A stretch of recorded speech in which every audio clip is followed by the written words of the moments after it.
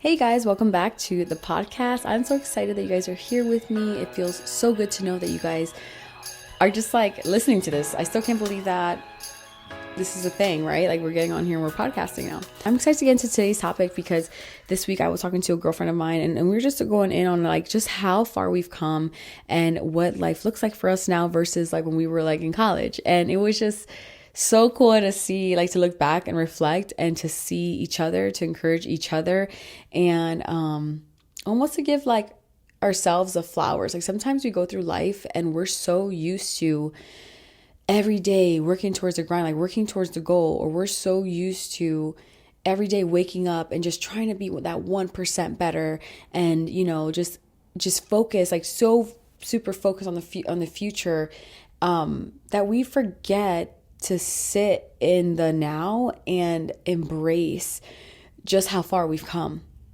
And it's one thing when someone can look at you and say, wow, girl, or wow, like, I wouldn't say like bro, but shorty, I don't know. Wow, look how far you've come. Like I remember when we blank, blank, blank. But I think it hits harder. It's a whole nother feeling when you could look back on like your own life and you can point things out to yourself and give yourself those flowers and give yourself that recognition and give yourself that appreciation. Because I always say this to my friends, no one knows what it takes to be you. Nobody, you can have friends and family members who've been with you through hard times, but no one is in your mind 24/7. No one knows the battles that run through your mind, that have gone through your mind. No one understands how the darkest days, how they've been so low, and how the bright days just felt like they were never coming. Okay, nobody knows that but you. So it hits different when someone says, wow, look at all you've been through. And I mean that someone as in being you. It hits different when you can look at yourself and do that. So I just encourage you to take time to do that sometime this week. Write in your journal, dear self, dear me, dear whatever blank your name is. Shout out to you. Look how far we've come. This is amazing. Give yourself those flowers and celebrate yourself, because so many times we listen to messages that tell us, wake up early, do this, do that, do this. There's so much more ahead. There's so much more. You can be better in so many ways. But we rarely get to hear the message that says, slow down today, take a moment, be present, breathe in, breathe out, and just have some gratitude towards yourself, towards whatever else, God, about where you are and who you are today, because of all the things you've overcome, because of all the ways you didn't give up. Shout out to you. And this leads me to our topic today. I really want to talk about resilience and grit being your superpower, and how to keep going when life knocks you down. And, if you are someone who's been through so much and you're still on this journey of wanting to grow, you're still on this journey of wanting to be better. To me, that tells me that you have a sense of grit and a sense of resilience that is not normal. Because a lot of times people go through these hard ass situations, and situations similar to what you've been through. I don't know what you've been through, but and they aren't even half as, how can I say it? People would say like, thank God I don't look like what I've been through. They're not even half as sane as you are. And it takes a lot of resilience and grit to get to that place. And maybe you're listening to this and you're like, yo, I'm really going through something hard right now. No one really understands this. And I would really love to know some tools, or just get more information, not even information, but just hear more about like what it means to turn this moment into a powerful moment in my life. Or what does it mean to have grit and resilience? What are they? So resilience is really your ability to bounce back from setbacks. And grit is the long-term perseverance and passion for a goal, even when things get hard. Okay. And I know for myself, I had so many times. I mean, even recording this is like my third time recording this episode. When I think about my setbacks, I'm not just thinking about like when I, got laid off from a job, or when I pivoted careers, whatever. Those were things for me compared to some other losses I feel like I had in my life. those weren't that big. Like, it's like, it wasn't that big. What was big to me was when I felt betrayed from a family member, several times, 2 times, I should say. And they were big betrayals. I mean, I'm talking like trigger warning, like, things that involve just really hurting other family members, people I love. I mean, it's just these kinds of betrayals that split families apart. Those kind of setbacks that make you question, like, who have these people been around me? I think even when it comes to, like, and that's just being on the side of feeling hurt or betrayed by someone, but even my younger years and in my early 20s, and me being the person who's hurt someone, and just having the consequences, the natural consequences of life, experiencing that whole process and changing the way I view the world, that kind of resilience, that kind of it takes to bounce back, whether it's from a place of hurt and someone hurt me, or from a place of guilt from hurting someone else. It takes resilience to bounce back, or even beyond bouncing back, it takes grit to persevere and move past that, like, guilt point or past that hurt point to continue pursuing a goal that you have for your life. And when we think about resilience, the idea that resilience can be built and strengthened over time through practice is something that I like to grasp onto. Are you born with it? Or do you grow it? I believe a little bit of each, right? I like to think that grit, like, you're born with grit. Here's the thing. When you have a mindset that tells you, I can grow, I can become, I can overcome, you are more likely to build your grit. I want to say, like, I guess width or span or whatever you want to call it, band, is more likely to grow when you already have, like, a growth mindset. So growth mindset helps grit, basically. And mindset has everything to do with your resilience and how you're able to grow through an adversity, not just go through it, because a lot of people go through adversities, a lot of people go through hard times, but for you to be able to go through something hard and grow from it, I know better, I'm going to do better, that's very different. That's where we stop making the same mistakes over and over again. That's where we grow wisdom, right? Some things can happen to us and we can sit back and we can let those things happen and then never grow from it. We could just be like, dang, these things happen to me, whatever, XYZ, keep it moving. And maybe some other things may keep happening and it's like the same outcome, or we can grow through it. And that's where we learn, okay, maybe I shouldn't be friends with a person that has these same characteristics as the last person that I was hanging around with and experienced the same things. You know what I'm saying? It's like you grow wisdom, and that is the secret to resilience. You're not just going through something, you're growing through it. When things aren't perfect, that's when growth happens. So a lot of times people get all stressed out. I said a lot of times people, like, it's not me too. I began stressed out too, a lot actually. So how do you start building your own resilience? It starts by embracing the mess. That is so hard. The mess is where the growth happens, honestly. And I know I hate to say that because, if you're going through it, you don't want to hear that. Like, who wants to hear that? Like, what do you mean embracing it? I ain't got no choice but to embrace this damn thing. Accepting it for what it is. Accepting things for the reality for what it is. A lot of us are living in a reality with a skewed perception. Your perception is your reality, but sometimes your perception could be off and therefore it can lead you the wrong way. So, for example, you could be in a relationship or trying to get rid of a relationship, but your perception is that, like, your perception could be, this person doesn't love me and I've given them so much of me. Like, why don't they love me? Why can't they just show up for me? Like, why can't they just do XYZ? Well, your perception is that they have the capacity to do that. But the reality is, you're asking somebody who's not even on your level to show up for you in ways that they don't even have the capacity to show up in. Do you get what I'm saying? That's what I mean when it's like you have to get a hold and accept the reality. And this is why it's so important to have people in your life, good, wise, loving, like, loyal people in your life that can look at you, who really love you, and say, sis, you're kind of delulu right now, and this ain't the Salulu kind of delulu, okay? Because we all got the Salulu kind of delulu. This ain't it. We got the manifestation kind of delulu. This ain't it.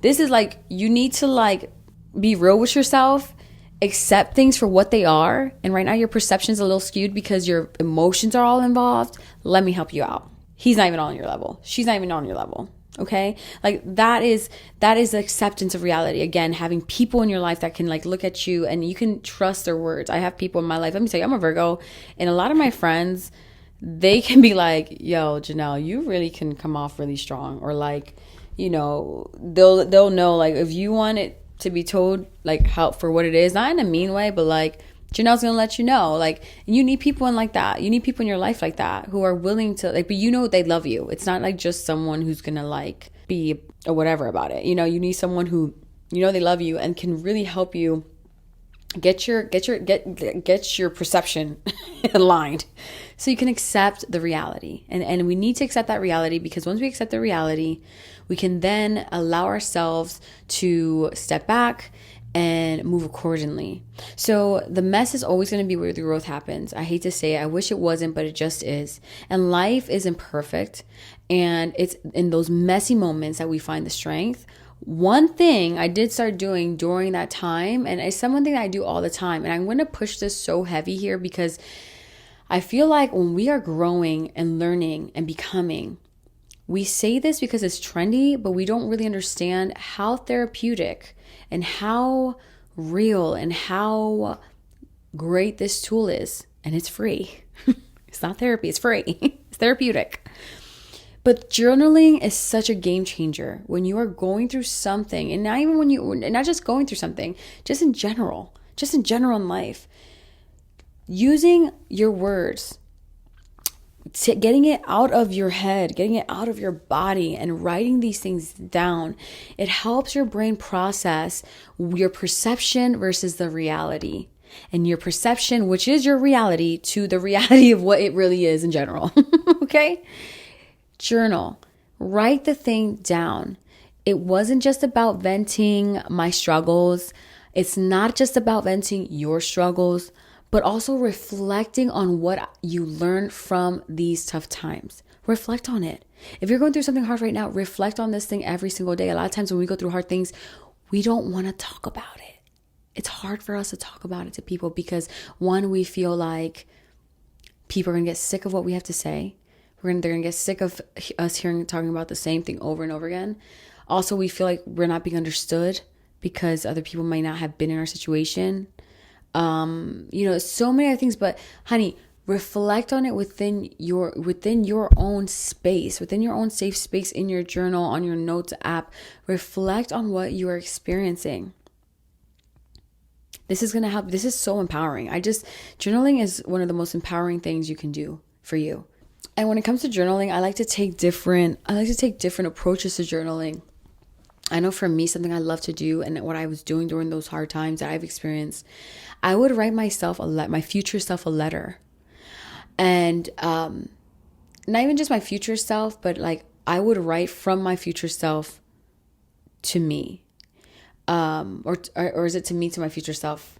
I forget. I wrote myself a letter. I think it was to my future self.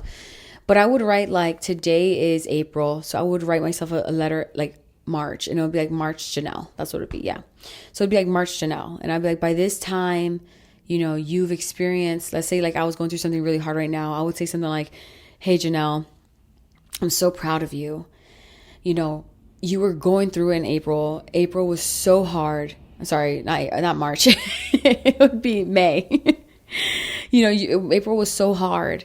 But look at you now. Look at all the things you've overcome. Look at your mindset. Look at your routine. Look at the way, you are smiling, right? Like, and this is more like just, it's helping you see that there is a future. There is another side to the pain and the hard moment and all that good stuff. It's helping you see that there are brighter days. So it's helping you keep that hope alive, but it's also helping you process what you're going through and giving your inner critic and your inner like hard, that voice inside that tells you like, this is the worst thing. I just don't want to be here anymore, in the sense of like this moment, this situation. It's giving that voice comfort in a gentle way.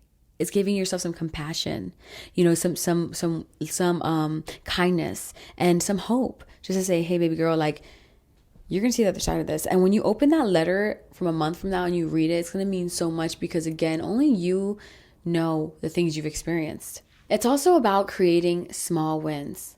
Okay, when you're building grit, building resilience, it's about creating small wins on the journey. Even if your win today is just getting through the day or taking a step toward a bigger goal, it matters. Those small wins add up and build your grit, but you also need to shift your mindset. And instead of seeing setbacks as failures, ask yourself, journal moment. Y'all know I love my journal. I told y'all every episode we're going to have some journal moments. What am I learning from this? Every single setback is just a lesson in disguise.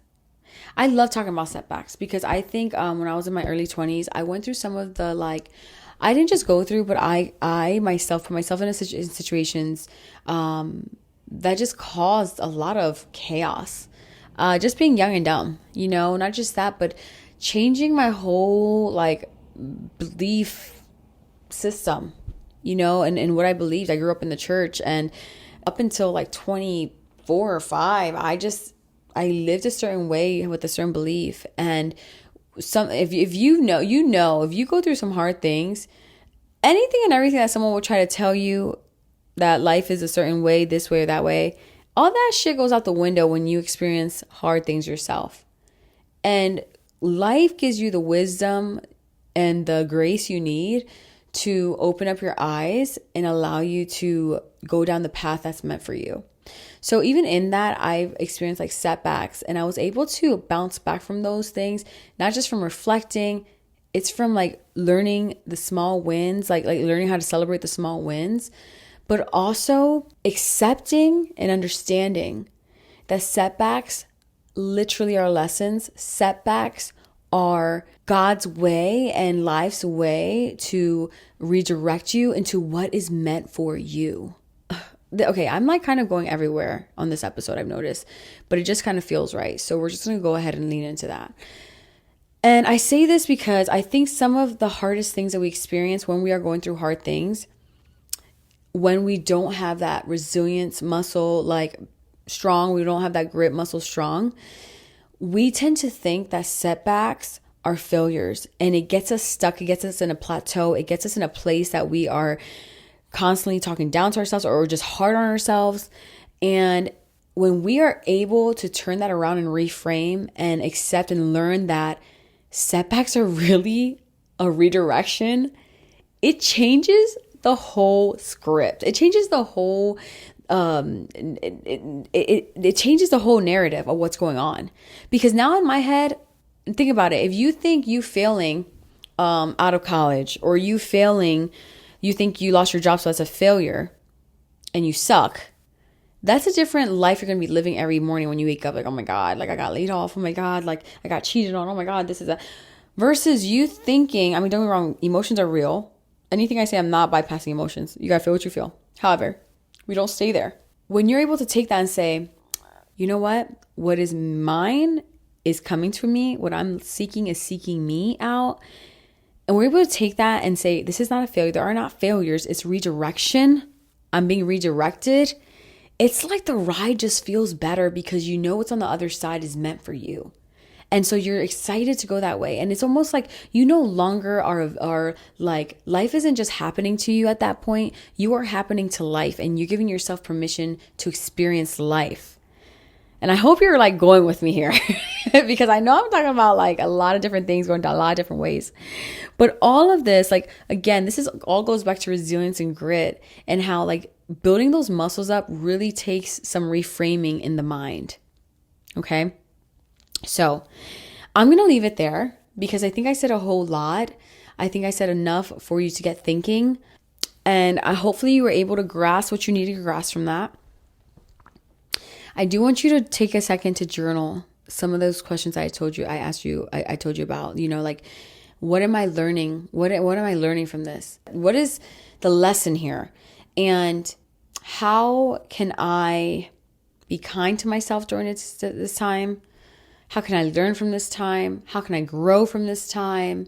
And writing a letter to your future self, okay? All those things, or some of those things. I always tell my clients, maybe just one of those things, but take time to reflect and, go through that. I would love to hear from you.